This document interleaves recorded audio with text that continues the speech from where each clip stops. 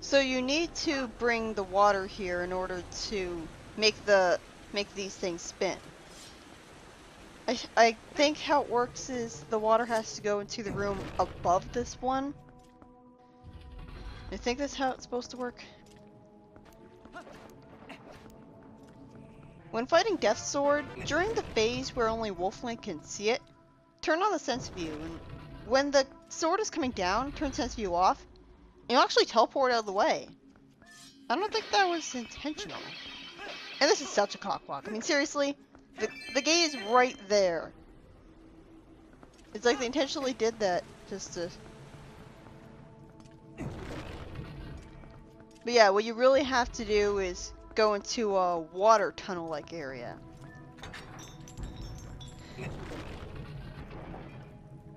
It's actually possible to climb Death Mountain without any iron boots on. Unfortunately, you need the early Master Sword glitch for this to work. When a Goron charges at you, change into a wolf, and you'll actually be fast enough to dodge him. As a result, you won't need to grab onto the Gorons at all. So I guess you don't need the iron boots. I guess you don't need to use the iron boots when climbing Death Mountain for the first time to get past the perpetual steam thinger. I forget where exactly that perpetual steam shooter was. Like what it was blocking the way to. You usually want to go into here. Even though it doesn't look like there's anything there, you just see white bubbles. But usually there's chests in there. Again, I really wish that you just had the compass, like, automatically. Because you're just walking past all sorts of treasure chests. And this one is like a troll. I mean, it would feel better if there was just a 20 rupee chest there instead of jars that, how are you supposed to know that they have money in them? Like a lot of money. Like it just in general feels better to get stuff from chests than anything else. Why did I need a load time? Like this is a water tunnel too. Why did I have to? Well, I guess like it is technically loading up a different room, I guess. This is a pretty weird mini boss. I always hate it when enemies are something you're forced to deal with in boss fights. And this is yet another example of that. You're constantly going to be forced to spin attack to attack enemies that distract you while you're trying to attack the actual boss. And the targeting system loves to target them instead of the higher priority. Like, shouldn't the boss be of a higher priority? It's not as bad as in the Wind Temple boss, though.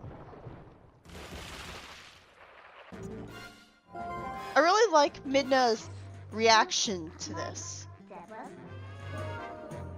Like what she says when you ask her for help. It makes sense, I mean, she is a girl, so it makes sense she wouldn't like frogs. I don't really like the way it looks either. The problem is that because of the camera, like, in Puppet Ganon, when you're fighting Spider Ganon, and he jumped up into the ceiling, and then you were expected to wait for him to come crashing down to the water, the camera tilted to a top-down perspective, so it made it a lot, like you're able to see the entirety of the arena at once. So you could see all the water at once. And that made it a lot more fair, expecting you to know exactly where to position yourself. But here, the camera doesn't properly accommodate. Like, he just jumps up, and then he just very suddenly lands. You have no idea, like, you don't even see his reflection in the water that well. So you don't, like with Spider Ganon, you saw his reflection in the position he was going to land in long before he actually landed there. So it feels cheap in this sense. And these enemies are just getting in your way, padding out the boss fight. It's good to use the bomb arrows on its tongue whenever you get the chance. Because they probably deal more damage. Unfortunately, the stupid water puts out the fire. And what's weird is I didn't have that problem earlier. So I guess the tongue was in the water earlier? But it's better to just use bomb arrows then, I guess. Because bomb arrows have no problem. Like bomb arrows, I mean water bombs for the bomb arrows. Because water bombs, for some reason, are able to explode underwater. Like, I guess the fire they create... Like, that's weird. Well, I guess the regular bombs need a fire fuse. So the fire gets put out by the bombs. But, like, with the water bombs, they somehow... I guess the thing is that they have the skin of a water fish around them, protecting the fuse from being put out by the fire. That's probably how it works. And like the explosion is probably created with chemicals, so they don't have to worry about water preventing that from happening and putting it out. But yeah, this is basically the hook shot of the game, only it looks a lot cooler.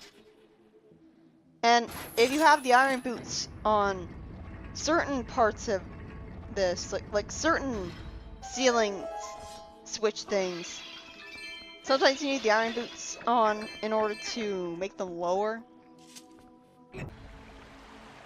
But having the Clawshot allows you to spin the bridge into places that it normally wasn't able to, and also allows you to go upwards onto that chandelier thing for a piece of heart.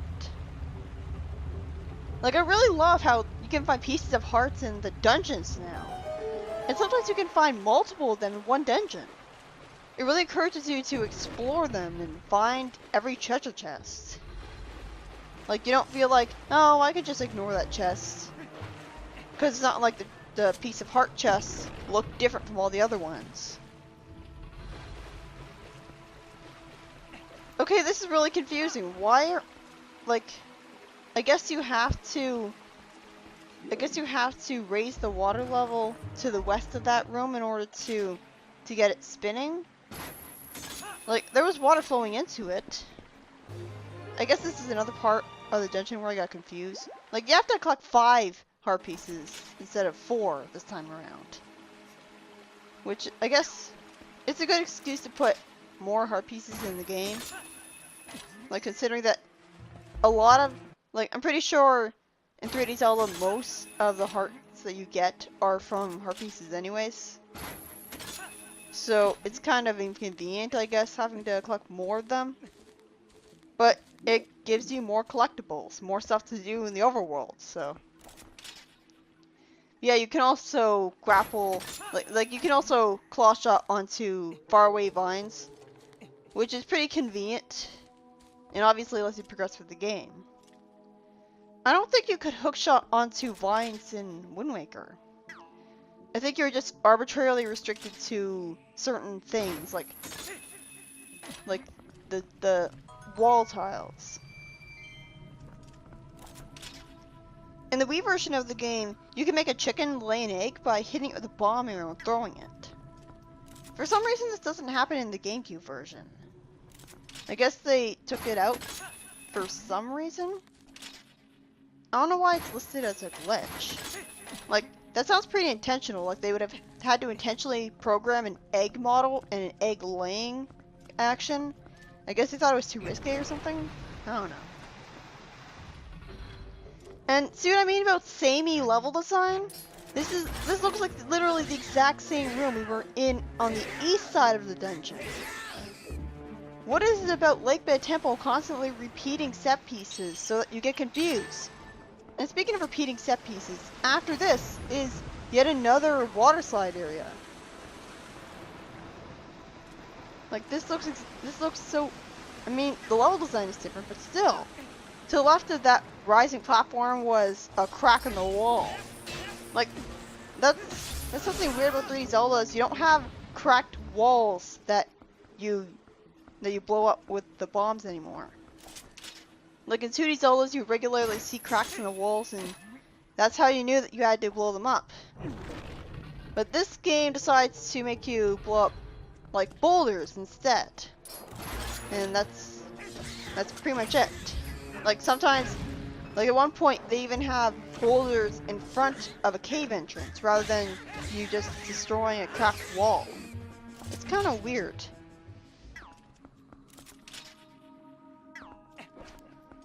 There's also a glitch called Dancing Goron. In Death Mountain, go behind a Goron that will launch you. Make him roll up, and go behind his new position and face him. When he springs up, will actually be dancing. These guys are pretty annoying. Like the piranha fish. Thankfully you can still like Clawshot onto things even when they're attacking you and even have grabbed your arm. But the piranha fish can in general be pretty annoying. Like sometimes you have to stop, like you have to stop to climb up vines. But yeah, this water slide area is designed differently in that it's, well, one, it forces you to actually use the water slide and slide down it, and two, you use the Clawshot a lot of times to actually progress. And of course you have to constantly stop and deal with like the, well, to think of it, the enemies do look like the miniature version of the Helmrock King that you fight in the first Dark Palace of Darkness in Lifts of the Past. Like they kind of look like the enemies that you need to flip over, I guess. But yeah, like they rush at you when you're turning a corner and you can't really see that they're ahead of you. Which I guess is kind of cheap. But yeah, this causes the water to be able to go into the large main circular room. So you basically accomplish the second, well, third biggest task of this dungeon. The second was getting the Clawshot in the first place. Like this is another dungeon that only really gets kind of fun when you actually get the dungeon item. And even then, even though the dungeon isn't actually fun because it's just such a confusing maze. But yeah, I guess it is pretty fun sliding on the water slide, even if it is really short when you think about it. What's weird is that you can actually fish for these things. Even though I just defeated them, so they're enemies in the game. It's kind of annoying how they still steal the bait from your fishing rod. Like every time that you, like the bait is not a permanent fixture of your fishing rod. Like, if you catch a fish, anything with it, I'm pretty sure you can even catch non-fish with it, and the bait will still be taken away from it. You don't need bait to catch fish, though, as you being able to get fish for the cat proved. This fish is forbidding. Why? And even the monsters give you hearts. That's convenient. Like, I can understand the heart concept. Like, why does Link just let the fish back into the water? I guess it would look too gruesome if he just chomped into the fish right in front of you and that was how he got the heart. Like, it's not like eating an apple. But, still, I guess as a compromise, the fish just gives you a heart. Maybe as a, maybe out of love for you for letting you get it back into the water, but still. The only way you can defeat those jellyfish is to use a Clawshot on them. And that takes out their innards and kills them. And they actually give you a lot of money when you defeat them. Of course, then you have to tediously swim around, or maybe you walk on the surface of the water. Well, not the surface. It's not Zelda 2. But yeah, I guess now that the water slide has been activated, now these things start spinning. Because I guess the water is going into them from above this time. Like the water is still, like there's still a bottomless pit below the room below those spinning things. So wouldn't the water just fall into it? Like fall in between the I don't know. And of course there's also a lot of backtracking in this dungeon because you gotta constantly backtrack to that large main circular room. There's also a glitch called Dancing Moldorm. In any room with Moldorms and a railing in Arbiter's grounds, stand behind the railing and Clawshot a Moldorm, or go just left of one and do that, and hit it behind the railing. It'll be stuck, unable to go back into the sand, twitching. I never knew there was a glitch because I vividly remember seeing Moldorms like stuck, like unable to go back into the quicksand. I don't think they were stuck forever though.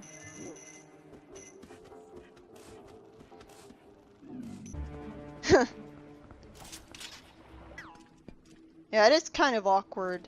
How are you supposed to notice that switch there? It doesn't stand out well enough because sure it's a different color, but it's still the same. It's still blue and it's not brightly colored enough. This game's color palette is in general pretty darkened.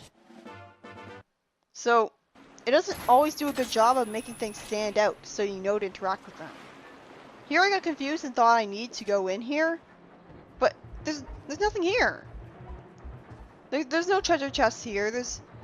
It's not like I see something to the right of it. Like I see something to the right of this lake area, but I don't know how I'm supposed to get over there. It's just confusing. Like you think you need to go in there, but you don't.